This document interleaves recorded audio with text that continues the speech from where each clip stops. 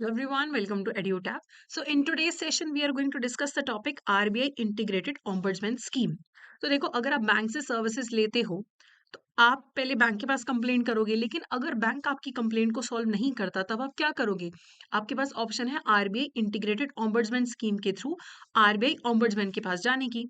तो पहले ना हमारे पास तीन स्कीम्स होती थी, बैंकिंग ऑम्बर्ड्समैन स्कीम, एनबीएफसी की ऑम्बर्ड्समैन स्कीम, डिजिटल ट्रांजैक्शंस की अलग से ऑम्बर्ड्समैन स्कीम होती थी, लेकिन अब इन सबको मिला के इंटीग्रेट करके एक ही स्कीम बना दी गई है, आरबीआई इंटीग्रेटेड ऑम्बर्ड्समैन स्कीम 2021।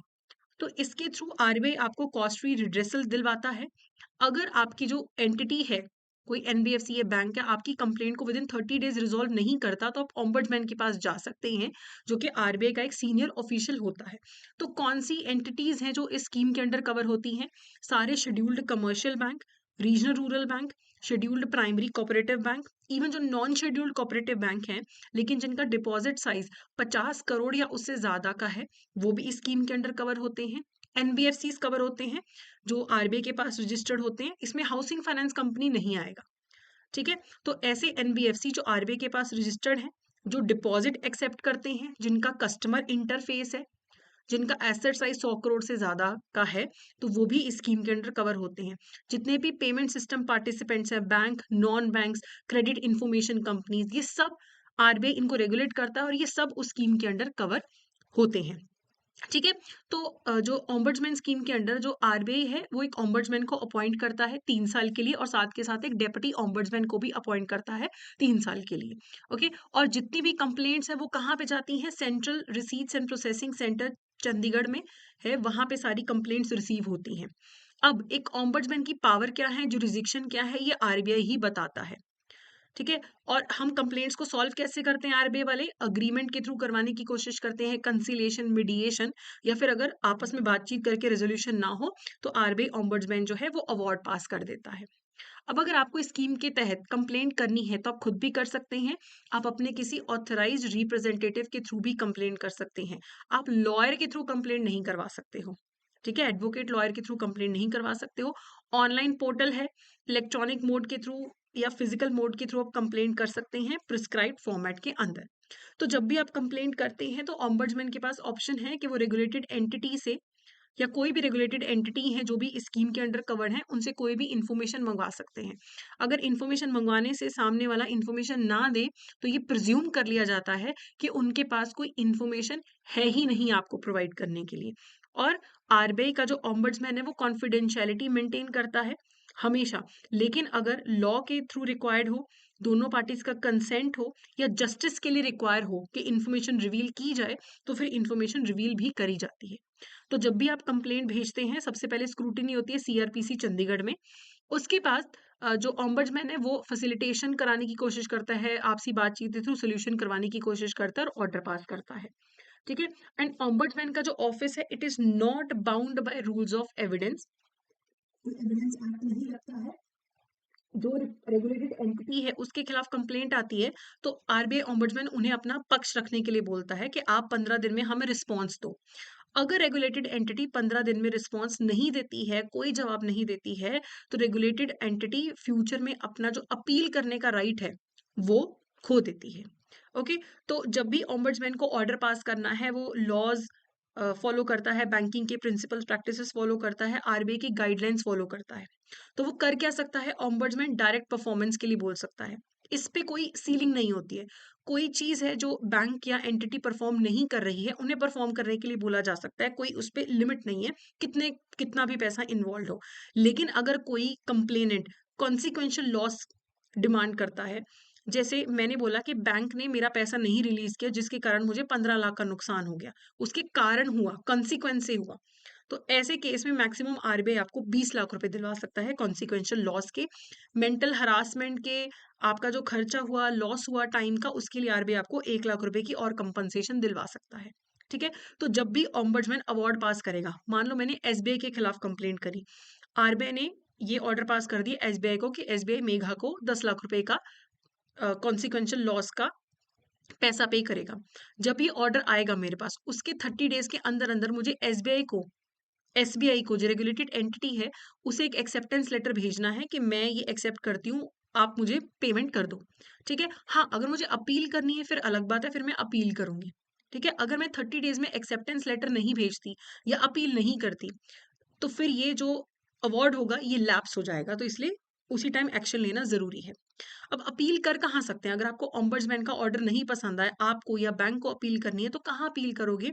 जो आरबीआई का डिपार्टमेंट इस स्कीम को एडमिनिस्टर करने के लिए जिम्मेदार होता है, उस डिपार्टमेंट का एग्जीक्यूटिव डायरेक्टर इंचार्ज जो होगा, जो भी आरबीआई का डिपार्टमेंट इस स्कीम को एडमिनिस्टर करता है, उसका जो एग्जीक्यूटिव डायरेक्टर होगा, जो भी कंज्यूमर प्रोटेक्शन वाला जो डिपार्टमेंट है ना, वही स्कीम को एडमिनिस्टर करता है। कंज्यूमर एजुकेशन वाला जो डिपार्टमेंट है, उसी का एग्जीक्यूटिव डायरेक्टर एपीलेट अथॉरिटी बनता है। दोनों पार्टीज अपील कर सकती हैं। अब मुझे अपील करनी है, मैं तो खुद ही जाके कर दूंगी, लेकिन अगर जो सामने वाली एंटिटी है, बैंक है, उन्हें अगर फर्दर अपील करनी होती है ना, तो उन्हें पहले अपने चेयरमैन, एमडी, एग्जीक्यूटिव डायरेक्टर या इसी लेवल के किसी पर्सन से परमिशन लेनी पड़ती है अपील करने से पहले। ठीक है, अब कुछ टाइप की कंप्लेंट्स है जो मेंटेनेबल नहीं होती हैं, किसी ना किसी कारण से आरबीआई उनको एक्सेप्ट नहीं कर पाता, फर्दर नहीं ले जा पाता। कब होता है ये? जब आप बिना पहले बैंक में कंप्लेंट करे या एंटिटी में कंप्लेंट करे सीधा ओम्बड्समैन के पास पहुंच गए। पहले वहां कंप्लेंट करना होता है ना, सीधा ओम्बड्समैन के पास नहीं जा सकते।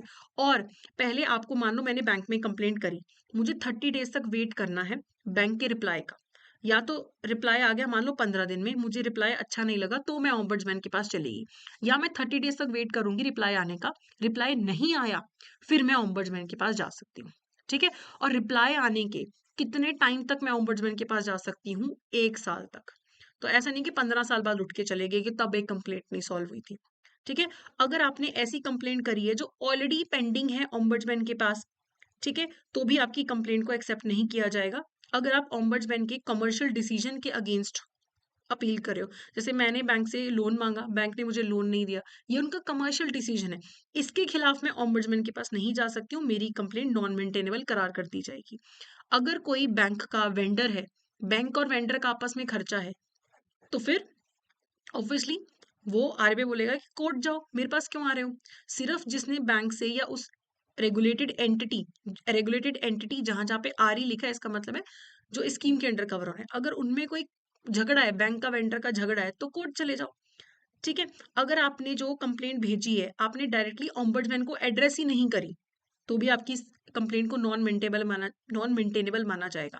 आपको बैंक की मैनेजमेंट से प्रॉब्लम है, तो फिर आप आपकी कंप्लेंट ओम्बड्समैन के पास नहीं जा सकती है।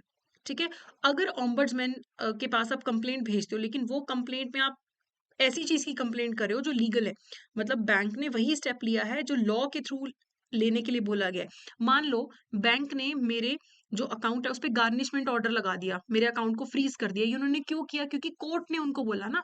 इसके अगेंस्ट मैं ओम्बड्समैन के पास नहीं जा सकती, क्योंकि कोर्ट ने बोला था बैंक को कि गार्निशमेंट ऑर्डर या अटैचमेंट ऑर्डर आया था, तो बैंक की तो कोई गलती नहीं है।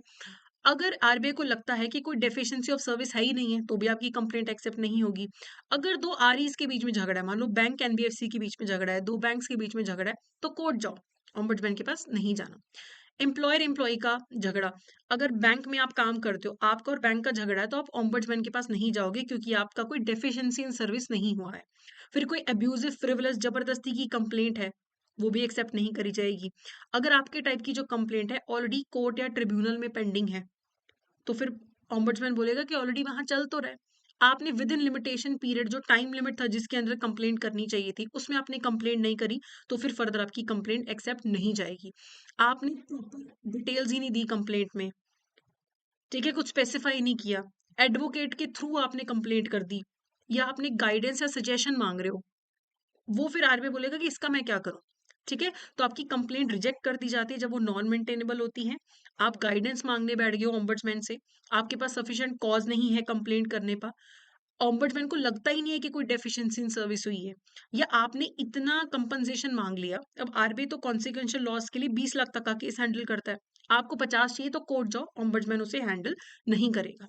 ठीक है, कंप्लेनेंट अपनी कंप्लेंट को प्रॉपरली फॉलो अप नहीं कर रहा, एक बार कंप्लेंट करके भूल गया, ठीक है, या ऐसी कंप्लेंट है जिसमें बहुत ज्यादा इलेबोरेट डॉक्यूमेंटेशन चाहिए, ओरल एविडेंस चाहिए, प्रोसीडिंग चाहिए, कोर्ट प्रोसीडिंग्स जैसा चाहिए, तो ओम्बड्समैन बोलेगा कि ये हम नहीं करते। ठीक है, या ओम्बड्समैन को लगता है कि कोई नुकसान हुआ ही नहीं है तो जबरदस्ती कंप्लेंट कर रहा है, तो भी आपकी कंप्लेंट को रिजेक्ट कर दिया जाएगा under the RBI ombudsman scheme. ठीक है। तो अभी क्वेश्चन करने से पहले I would like to inform you कि हमारा जैप का जो मास्टर कोर्स है वो लॉन्च हो चुका है। आईएफएस एएफएम पीपीबी के आपको रिकॉर्डेड क्लासेस मिलेंगी, एग्जाम से जस्ट पहले लाइव क्लासेस मिलेंगे, रिवीजन के लिए नोट्स मिलेंगे, टेस्ट सीरीज मिलेगी। तो आप जैप 75 कोड यूज करके इसमें एनरोल कर सकते हैं। ओके, तो आपको ये समझना होगा कि मार्च एंडिंग वाला जो टाइम आएगा फरवरी में आप बहुत बिजी होंगे, तो जितना जल्दी हो सके आप प्रिपेयर करेंगे, दैट विल बी बेटर, और एक गो में ही आप सारे पेपर जो है क्लियर कर सकते हैं। ठीक है, तो इसके रिगार्डिंग एक एमसीक्यू देख लेते हैं। As per the RBI integrated ombudsman scheme, which of the following statement is correct? It aims to resolve customer grievance against banks NBFCs and payment system operators. सही है।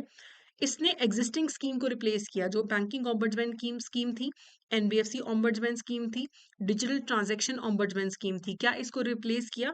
Yes. RBI Ombudsman scheme, a complaint can be filed only if the complainant has already approached the respective financial service provider. ये भी सही है। पहले bank जाओ, वो आपकी बात नहीं मानता, फिर ombudsman के पास जाओ। एनबीएफसी के खिलाफ कंप्लेंट है, पहले एनबीएफसी को पूछो, वो नहीं रिजॉल्व करता, फिर आप ombudsman के पास जाओगे। तो सारे के सारे ऑप्शंस आपके यहाँ पे करेक्ट हैं। तो ये था हमारा आज का सेशन। तो that's it for today. Thank you so much.